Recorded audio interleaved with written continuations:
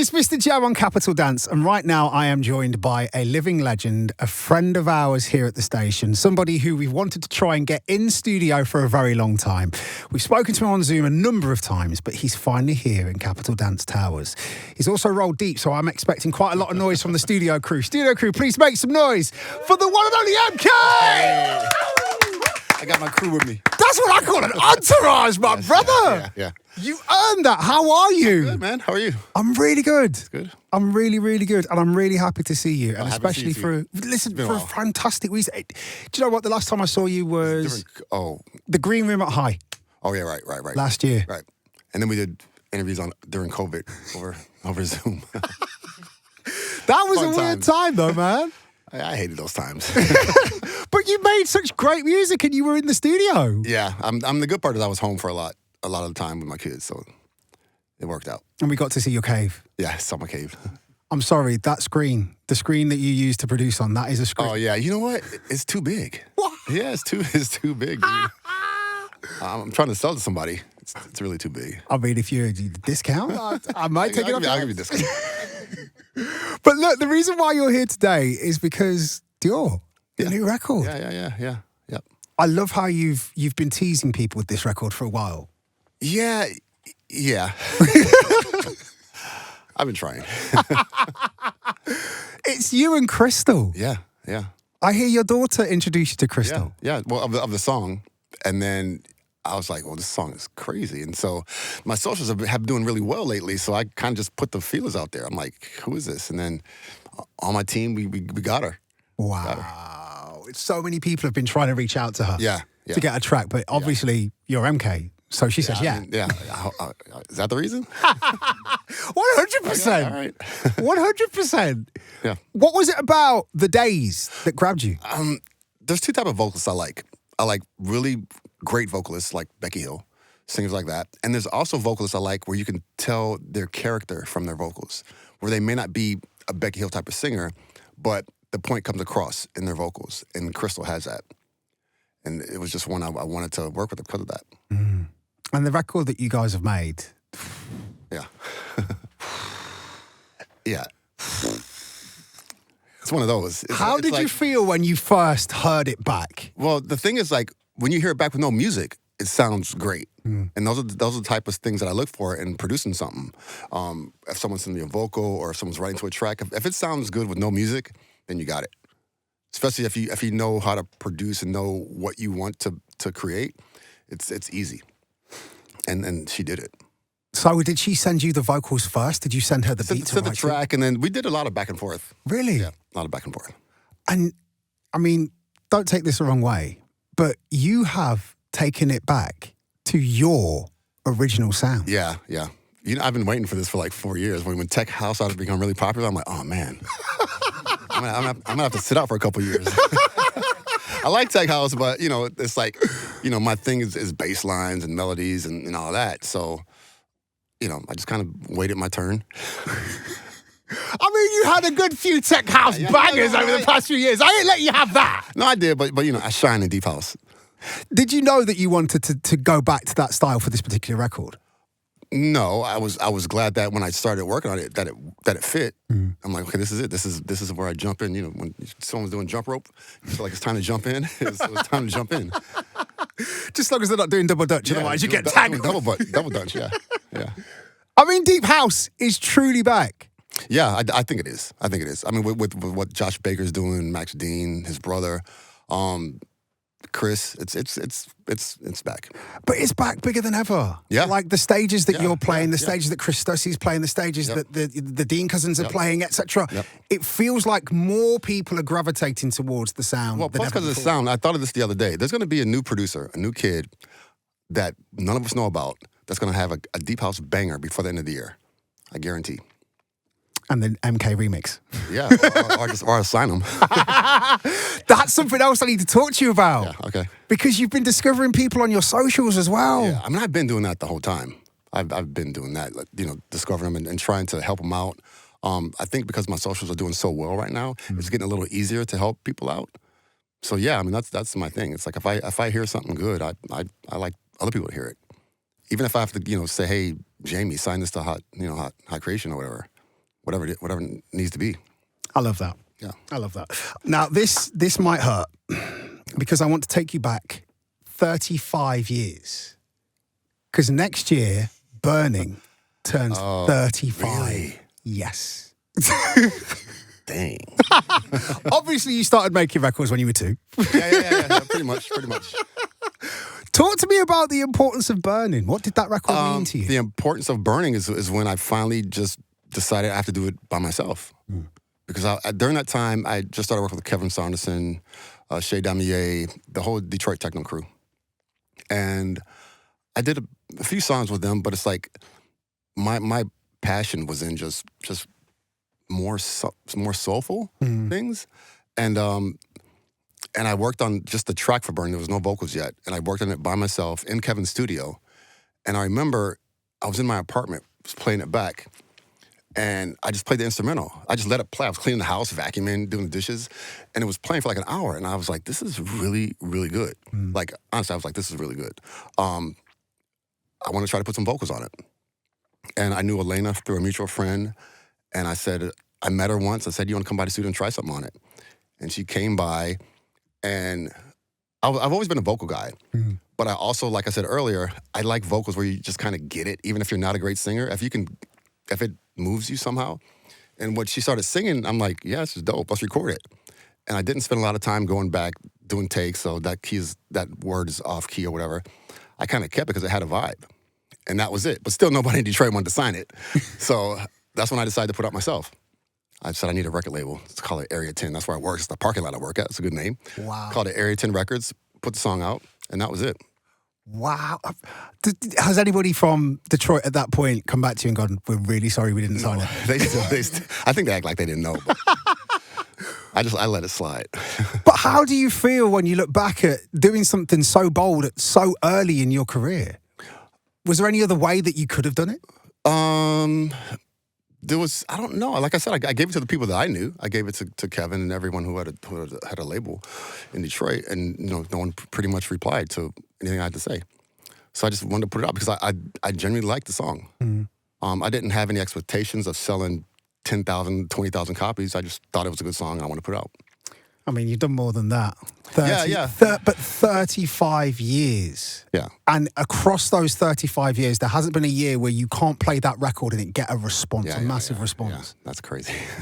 I mean, look, I would say, what advice would you give to a young producer as to have that kind of longevity in the music? But I think you've nailed it already by saying you are always that person who wants to put something in the music that means that it's going to stand the test of time. And honestly, it's like, if to young producers, if you make something and you genuinely like it, not you like it because I think that Jamie will play it or I think that Marco will play it. If you genuinely like it, then you're good to go. Because the chances are someone else will like it just the same.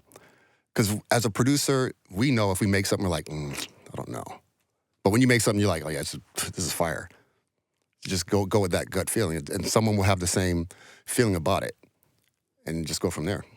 The other thing that I love about you, Mark, is that over your career, you haven't been afraid to take a musical risk. Right. And I love that you're telling the story on the socials of when you work with Pitbull. Yeah. When you work with Will Smith. Right.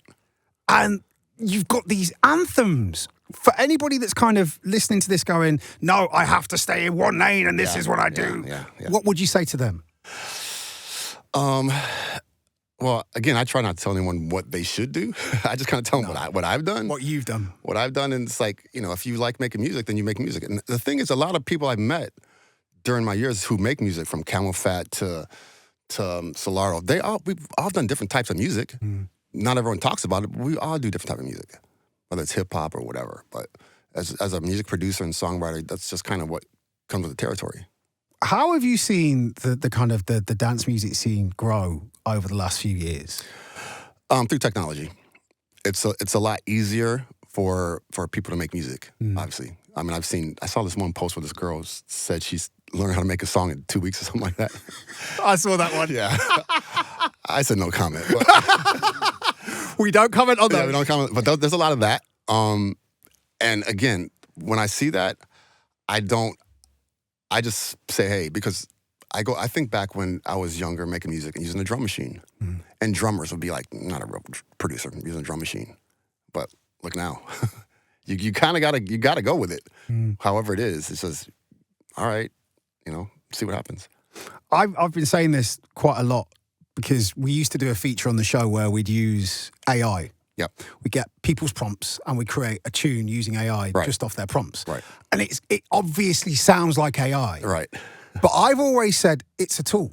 Yeah, exactly. Yeah. And being someone who, when I first learned, it was drum machines and samplers and outboard equipment, and now it is all in the box. Well, yeah, I think the more you understand producing, those guys will be able to use AI better because you can give the prompts where like a producer wouldn't know what prompts to give it, but we know different prompts that the average person may not know what to say. So it depends on who's giving the prompts. I hear that. Are you enjoying making music more than ever? It seems like you're in a space now where you're enjoying it. It could just be the socials, but I'm asking. Well, I've always enjoyed it. I mean, before I was kind of reluctant to put stuff on socials because I'm scared of what people would say. And now I kind of got over it. Just like I post stuff and I don't even look at the comments. I'm like, whatever, just go for it. But I think in the beginning, the socials had a lot to do with what I post, but I've always been at home producing. Even when I stopped making music DJing, I'll still be home producing. So that's gonna be around until I'm gone. I also think that this record it already is one of the defining records of all dance music genres, and it's one of a number in your back catalogue. Right. Now, Mr. Kinchin, we cannot have you in Capital Dance Towers without talking about Ibiza. Okay. Because, I mean, you and I have our paths have crossed numerous times over the years in Ibiza. Right. And you have got your residency this year in Ushuaia. Right. Alongside Calvin Harris. Yep. First and foremost, how good is it to be back? Oh, I love it. It's great to be back. I just left end of September. It came kind of quick though. Yeah. I was like, well, I was just here, but yeah, it's great to be back. And then specifically at Ushuaia, right? Yeah. And I have a few after that residency is done. Oh. I think I have 4 more shows after that. But Ushuaia seems to be a very special place for you to play. Yeah. I mean, I honestly, it's like, I think playing with Calvin is what does it. As over the years, Calvin and I became really good friends. I never knew Calvin before I played Ushuaia with him. Really? Yeah. So now we've obviously made a friendship, and it's easy. It's an easy show to do. It's fun. You don't have that. Well, the thing of being worried when you're playing Ibiza is your show sold out or the people there? Because I used to do other shows when I first started playing. I would ask the manager how many people are outside. Yeah. You know what I mean? But now I don't have to ask that. My people are here. Let me pray. Yeah.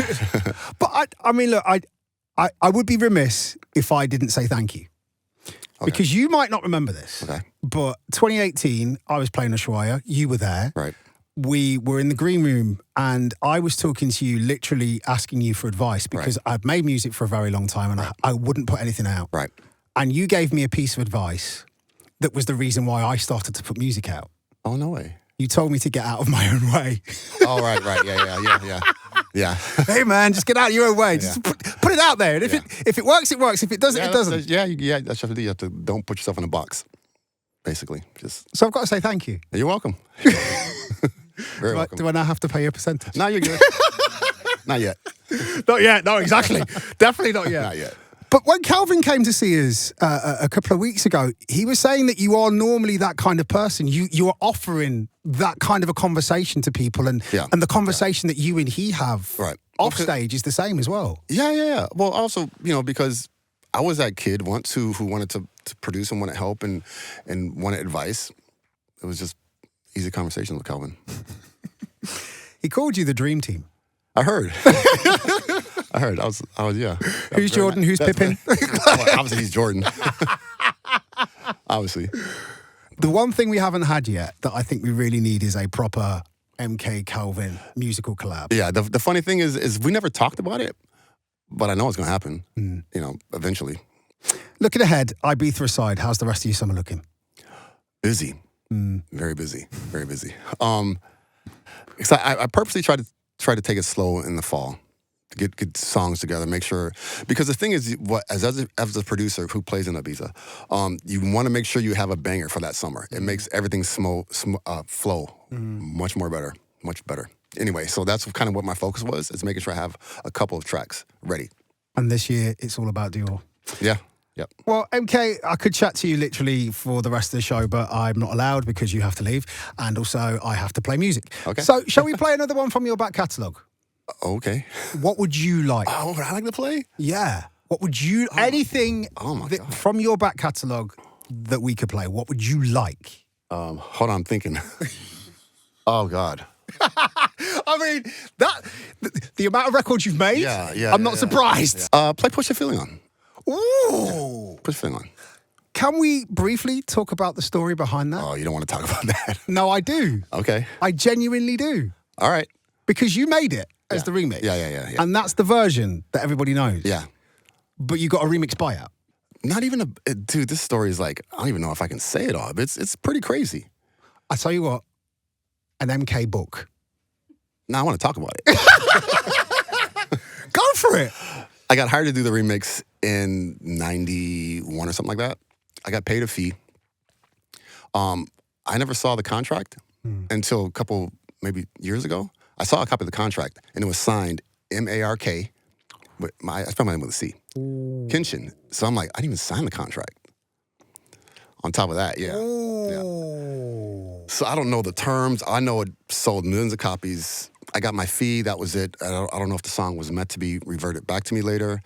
I got no publishing, not from Pitbull, not from the It's Friday song from Riton.